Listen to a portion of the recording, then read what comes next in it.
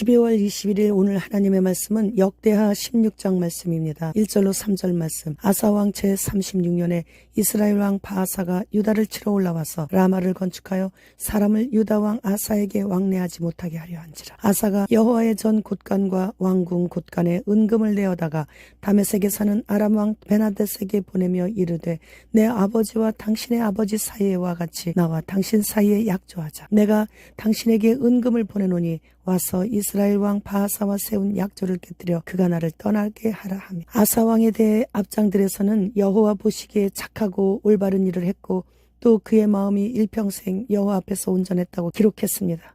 그런데 본장에서는 그동안 대체적으로 하나님께 순종함으로써 축복받아 그 자신과 왕국의 평안과 번영을 누리던 아사왕이 통치 말년에 이르러서는 여호와보다 사람을 더 의지하다가 전쟁과 질병에 시달렸고 쓸쓸하게 죽음을 맞이했다고 기록했습니다. 유다는 영토 문제로 이스라엘과 계속되는 전쟁에 시달려야 했습니다. 무엇보다도 라마는 전략적 유충지뿐만 아니라 남북을 잇는 교통의 요지였기 때문에 종교적인 이유로 북쪽 사람들이 남쪽으로 이주하는 것을 막으려는 목적도 있었기 때문이죠. 이미 구스 사람 세라의 침입을 하나님의 능력으로 막은 적이 있었던 아사왕은 이번에도 하나님의 도우심을 구해야만 했습니다. 그런데 제위 26년부터 5년에 걸쳐 하나님을 더 이상 의지하지 않고 교만한 마음을 가진 아사왕은 하나님의 능력보다 자신의 지혜와 다른 나라의 힘을 의지하려고 했어요.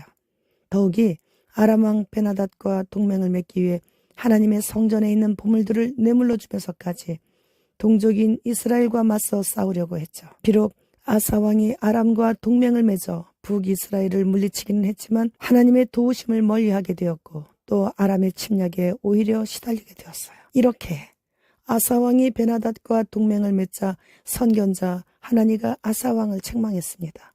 하나니는 아사가 구스 사람들과 룹 사람들을 쳐부수고 승리를 얻을 수 있었던 것은 아사의 군대가 강했기 때문이 아니라 여호와의 도우심 때문이었다는 것과 또 어리석은 행동 때문에 아사는 남은 생애 동안 전쟁을 피하지 못할 것이라고 예언했습니다. 그러나 아사왕은 선견자의 말을 듣고 크게 화를 내어 감옥에 가두었고 백성들 가운데 몇 사람도 고통스럽게 하였죠. 12절 말씀.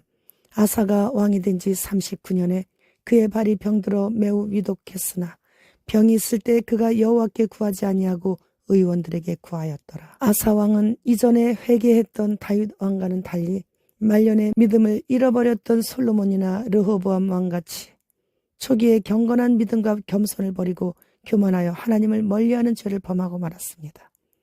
예전에 영화관에 가서 영화를 볼 때 주인공이 너무나 가난하고 되는 일이 없고 그래서 고생하다가 영화 끝날 즈음에 연락도 없어 죽었는지 살았는지도 몰랐던 아들이 크게 성공해서 주인공인 어머니를 찾아와서 좋은 집에서 호강시켜드리는 장면으로 끝이 난다면 그 주인공은 부러움을 받으며 잘 되었다고 관람객들이 의자에서 일어나면서도 얼굴에 미소가 번지면서 좋아하면서 나갔지만 주인공이 평소에 젊었을 때 떵떵거리면서 잘 살았는데 늙음하게 자식들이 부정부패로 교도소로 들어가고 집은 경매로 넘어가고 그래서 충격으로 쓰러지고 오갈 데 없어서 기침 콜록콜록 하면서 걸어가는 장면을 끝으로 막이 내리면 관객들은 의자에서 일어나면서부터 다들 걱정과 근심 가득한 얼굴로 나가게 됐었던 기억이 있어요.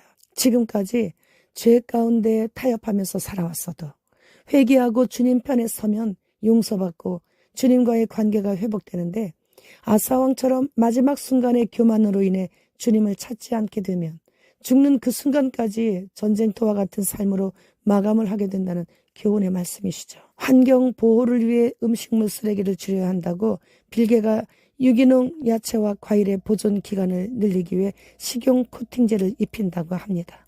이 코팅제는 아무리 깨끗이 씻어도 씻겨지지 않고 벗겨낼 수조차도 없다고 해요. 코스트코나 미국, 유럽 대형 마트에서는 이미 유통되고 있다고 합니다. 따라서 스티커나 포장에 APEEL이란 그런 어필이란 마크가 있는 것은 구매하지 말아야 되는 거예요. 193개 유엔 회원국은 WHO 판다막 조약 협정에 승인을 했는데 공식적으로 효력이 발생하는 서명은 2024년 5월 말로 예정되었다고 합니다. 이 조약은 흰신 신기는 것과 건강검진, DNA 검사 등을 WHO가 강제 시행 권한을 갖게 되는 것이에요.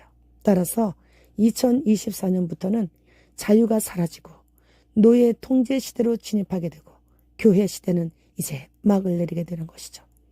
제가 65년 살아오고 있어요. 해마다 그래도 내년을 기대를 하면서 살아왔죠. 그러나 이제 며칠 남지 않은 올 한 해를 보내면서 이토록 가슴 벅차하며 내년을 기다려본 적이 없었습니다. 마라나타,